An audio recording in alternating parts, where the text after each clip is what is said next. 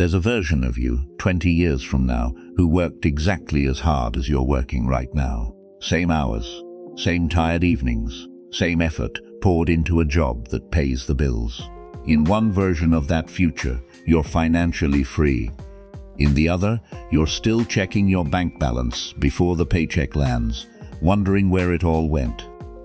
Same effort, two completely different destinations. If you ask most people why that happens, they'll say it's luck, or connections, or maybe smarter choices with money. And sure, that plays a part. But there's something deeper going on here, something almost nobody talks about, because it doesn't fit the story we've been told since childhood. We grow up believing effort is the currency of success. Work hard and the money follows. It's practically a law of nature in our heads, right up there with gravity. So when someone works hard and still ends up broke, we assume they must have done something wrong. Bad decisions, bad luck, bad discipline. But what if the amount of effort was never the deciding factor at all? What if hard work doesn't actually build wealth? It just speeds up whatever direction you're already heading in. Picture two roads. If you're stuck on one that quietly drains your money, the wrong kind of job, the wrong financial habits, debt that never really shrinks, working harder on that road doesn't fix it. It just means you're sprinting toward a destination that was never going to pay off. You end up more exhausted, not more wealthy. And on the other road, if someone has built the right structure around their money, even a small one, their hard work adds fuel to something that's actually moving forward. Same sweat, same tired evenings, completely different destination. That's the uncomfortable part. Hard work isn't the hero of this story. It's more like an amplifier. It takes whatever direction you're already pointed in and makes it more extreme. Good direction, and it builds momentum. Wrong direction, and it just makes the struggle more efficient.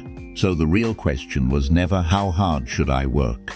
It's what exactly is my hard work amplifying? Over the next few minutes, we're going to pull that question apart. We're going to look at why the just work harder advice keeps getting repeated, even though it fails so many people. What actually separates effort that builds wealth from effort that guarantees exhaustion, and why some of the busiest people you know may be working incredibly hard at staying exactly where they are. Because somewhere on that fork in the road, there's a decision point most people walk straight past without ever noticing it was there. Let's find out what it is. Here's a fork in that road nobody warns you about. Picture a warehouse floor, or an office, or a construction site. Doesn't matter which. Two employees clock in at the same time every morning. Same job title, same paycheck, give or take. One of them takes on every extra shift, every bit of overtime, convinced that more hours today means more security tomorrow. The other works the job, but spends evenings learning something outside of it. Reading, building a small side skill, putting a little money somewhere it can grow. Fast forward a decade, and the gap between them isn't small. It's not even close. Here's why that happens. And it has nothing to do with who tried harder. We were raised on a simple equation. Work more hours, earn more money, build more wealth. It sounds so obvious that questioning it feels almost stupid. But look closely at that equation, and a crack starts to show. There's a hard limit built right into it. A day only has so many hours, and a body only has so much energy. You can push that limit a little. You can grind on weekends, take a second job, skip vacations. But eventually you hit a wall that no amount of hustle gets you past. That's the part the just work harder advice conveniently leaves out. Trading your time for money is a closed loop. The second you stop showing up, the income stops with you. It doesn't matter how skilled you are or how exhausted you're willing to become. If your income depends entirely on your presence, you've built a ceiling into your own life, and you built it without even realizing it. Wealth doesn't work that way. Wealth needs something that keeps generating value while you're asleep, on vacation, or simply doing something else with your time. That's an entirely different mechanism from labor, and it's one most people never get taught to look for. So here's the real shift worth making. Stop asking whether you're working hard enough. Start asking whether what you're doing today still pays you tomorrow without you having to show up for it. Because if the answer is no, working harder was never going to be the fix. So if hours worked isn't the variable that separates these two futures, what actually is? Here's something worth sitting with. That advice to just work hard, where do you actually hear it the most? From your boss. From the company that profits every time you say yes to another project. From the ad that sells you a planner to squeeze more productivity out of your day. Even from people who love you.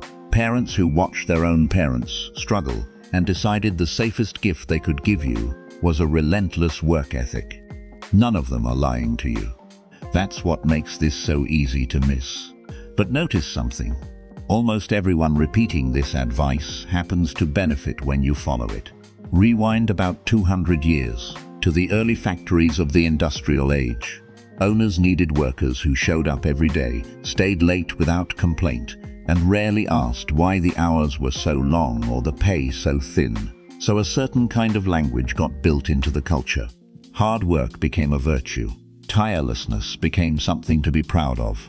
And asking questions about the system itself, about wages, about hours, about who was actually getting rich from all that labor, got quietly relabeled as laziness, or worse, ingratitude. That pattern never really left. It just changed clothes. Walk into almost any modern workplace, and you'll still find it. The employee who never says no gets called a hard worker. The one who asks, "Why are we doing it this way?" gets called difficult. And here's the part that stings a little. From a purely business standpoint, that reaction makes sense. A tireless worker who never questions the system is, quite simply, more profitable to employ than one who does. Not because they're more talented, because they're easier to manage. That's not a conspiracy. Nobody's sitting in a room plotting to keep you tired. It's just an incentive, quietly working in the background, shaping which behaviors get praised and which ones get punished. So here's a habit worth building. The next time you're about to say yes to extra hours, an extra task, an extra obligation dressed up as just being a team player, pause for a second and ask yourself who actually benefits if you say yes. Sometimes the answer is you. Often it isn't. Because if the system rewards obedience over strategy, what does it actually reward instead? The system rewards obedience. But somewhere, quietly on the side, it also rewards something else.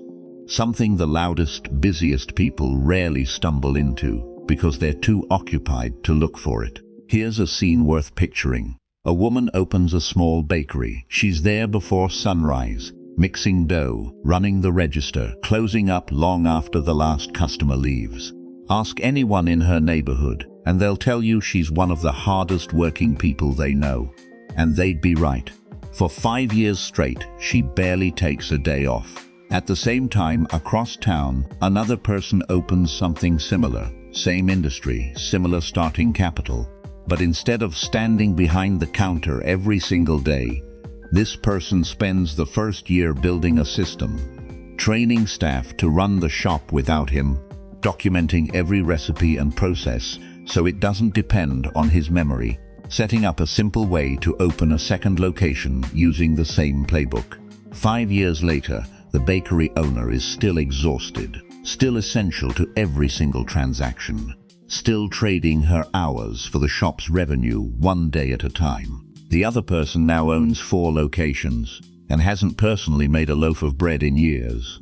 Neither of them is lazy. That's the part that stings. One of them was simply working. The other was building something that could work without him. That difference has a name, and it's not talent. It's not luck either. It's leverage.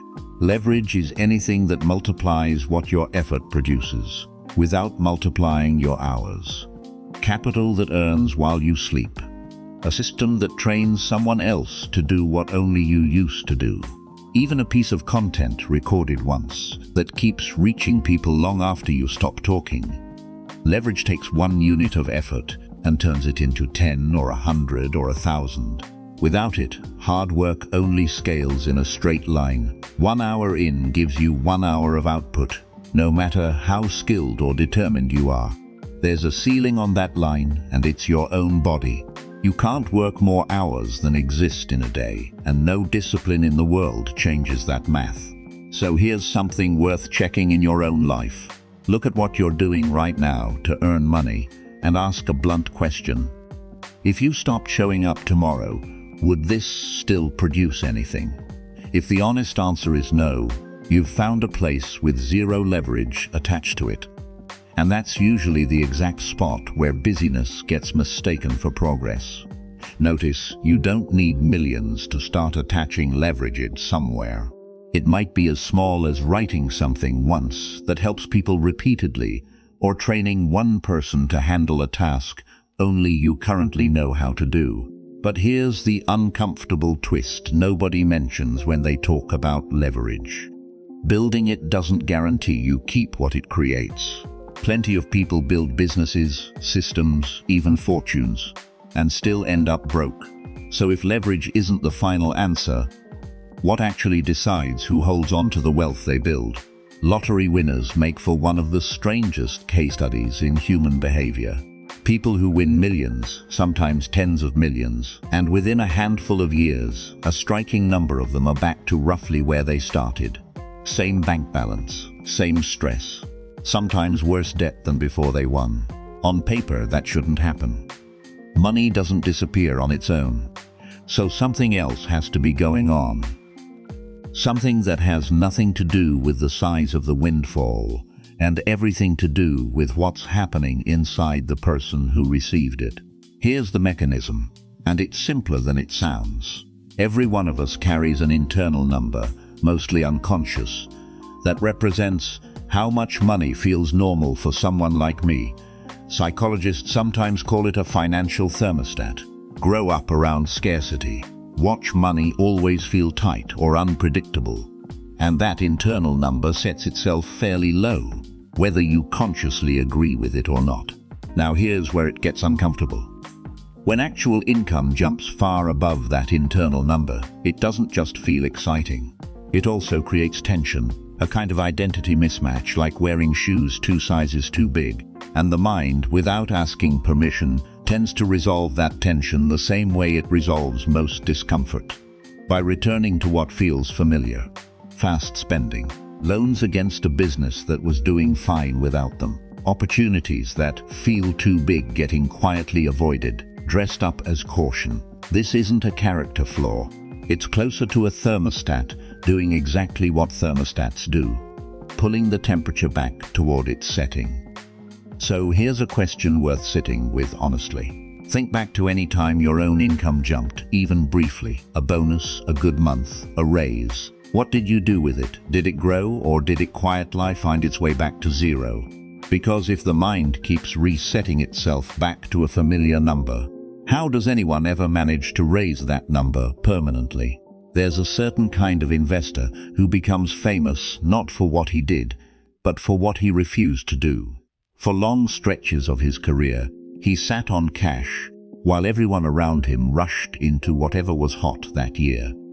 Colleagues called it excessive caution. Some called it missing the boat entirely.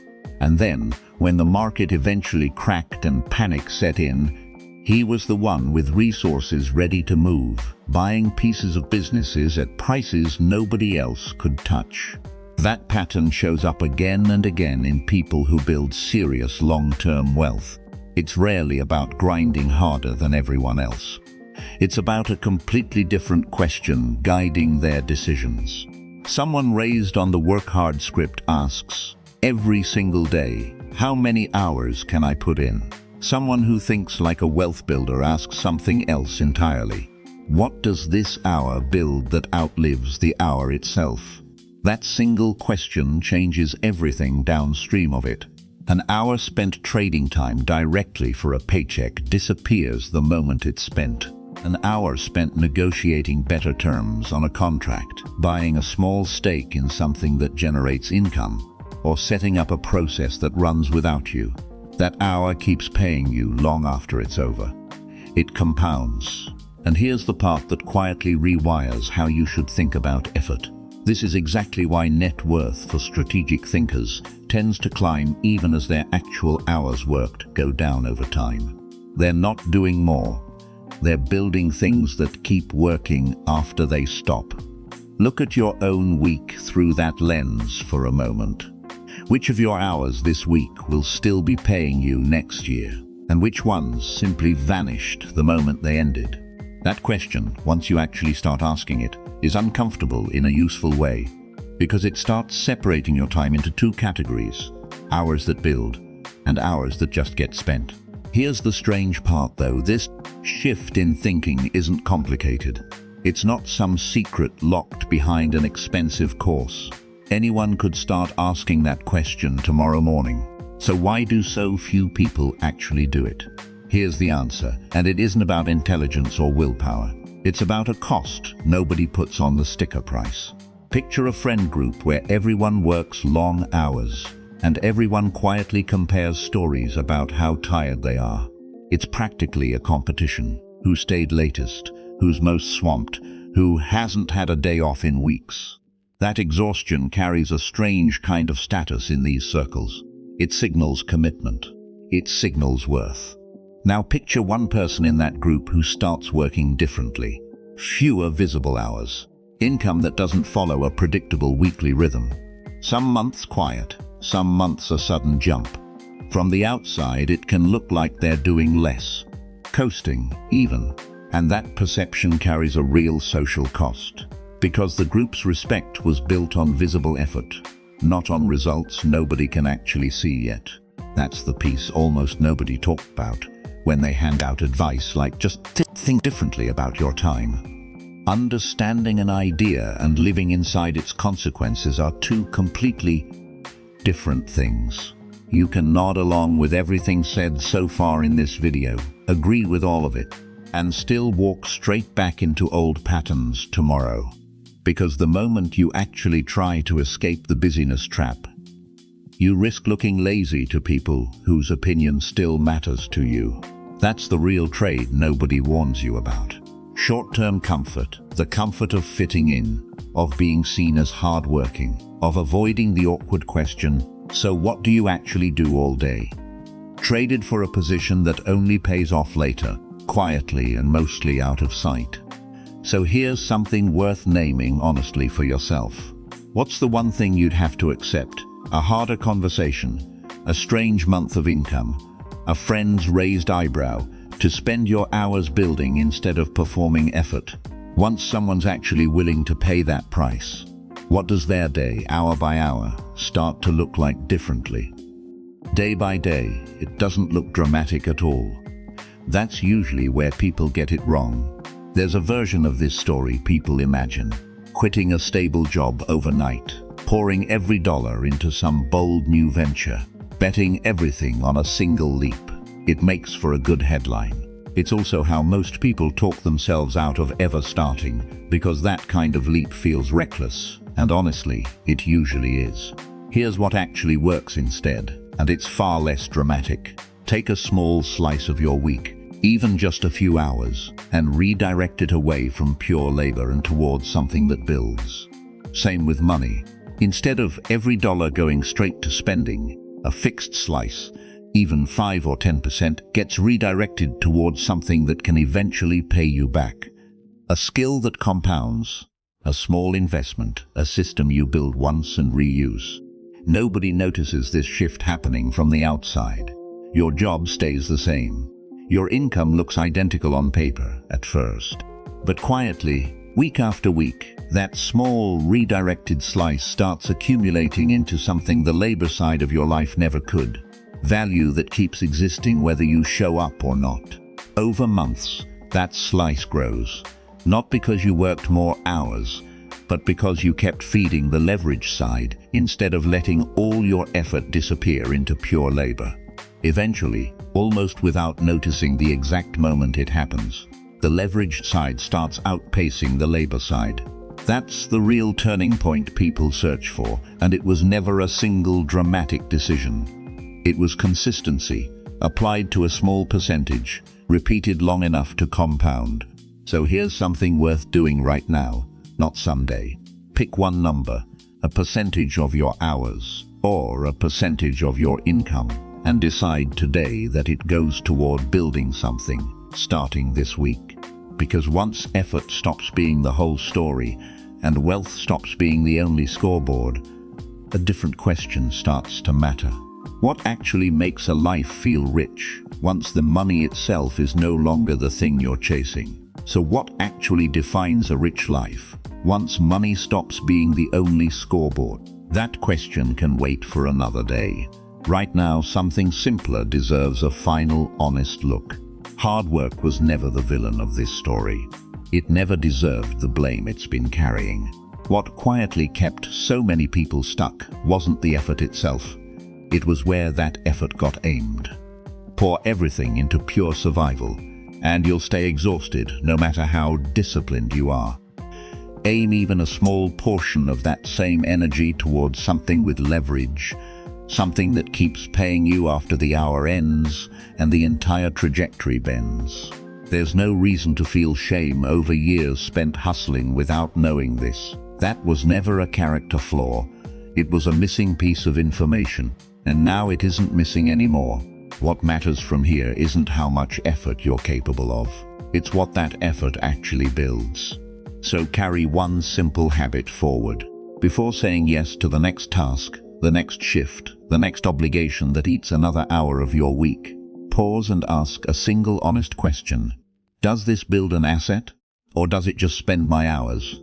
That question, repeated enough times, quietly rewires an entire life.